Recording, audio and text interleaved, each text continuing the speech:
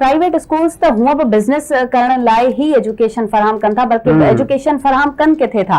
असांजी सिंधी असांजो जो सिंधी सिलेबस आहे वो स्कूलिंग में पढ़ायो नथो वने, स्कूलिंग में शामिल न कयो वियो आहे। इंग्लिश स्कूल्स उनके शामिल करण खां शायद डिजल आहिनि या वरी इनके का अलाए कहिड़ी शइ समझी वेठा आहिनि जो असांखे सिंधी सिलेबस शामिल न आहे करणो। फर्स्ट ऑफ ऑल देन ॻाल्हि अचे थी कॉपी कल्चर जी, त वाकई एआई जे ज़माने में हेतरी डिजिटलाइजेशन जे ज़माने में बस कॉपी करे पास थियूं पिया। असांजे ॿारनि जो मुस्तक़बिल किथे आहे।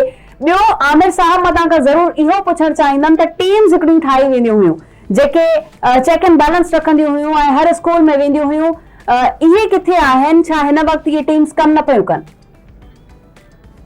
सफ़ा ॾिसो, जीअं मूं ॿुधायो त पूरो डिपार्टमेंट ई जेकॾहिं करप्शन जे वर चढ़ियल हुजे, उन्हनि टीमुनि जो बि उनमें सिस्टम आहे। मूं हींअर ई कुझु स्कूल विज़िट कया त उन्हनि में स्कूल जे ॿाहिरां जेकी एजेंट आहिनि उहे टोलनि जी सूरत में वेठल आहिनि। यानी तव्हां 1500 या 1000 रुपया उन्हनि एजेंटनि खे ॾियो, उन्हनि पेपर कराइण जी ज़िम्मेवारी सिर्फ़ु उन्हनि जी आहे। अव्हांखे अलॻि रूम में वञी विहारींदा, तव्हां मुकमल पेपर कयो, उन खां पोइ वापसि घर हलिया वञो। त ज़ाहिर आहे प्राइवेट स्कूलनि ते असीं इल्ज़ाम लॻायूं था, पर जेकी पहिरियां जेकी ऑफिसर्स हूंदा हुया विज़िट कंदा हुया त बाबा हिन स्कूल में हिन एरिया में तव्हां ॾिसंदो की ॿार कॉपी कनि था नथा कनि, त ही तमामु मिलियल हिकिड़ी गैंग आहे। ऐं मां जीअं अव्हांखे ॿुधायो त स्कूल जॾहिं स्कूल जॾहिं खयो वञे पियो इम्तिहान जे लाइ, त उन में बि रेट था लॻनि लखे रुपयनि जे एवज़ जेको आहे उहे सेंटर मिलनि था।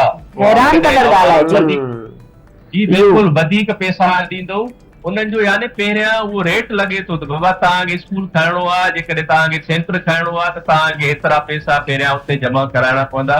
जेकॾहिं सूरत हाल इहा हुजे जेको माण्हू स्कूल प्राइवेट खणी ईंदो ठीके में, इहो इलाही वॾो इंकशाफ आहे आबिर साहब अवां पारां। यकीनन असांजे नाज़रीन जे लाइ बि इहा हैरान कंदड़ शइ आहे। नाज़रीन, मां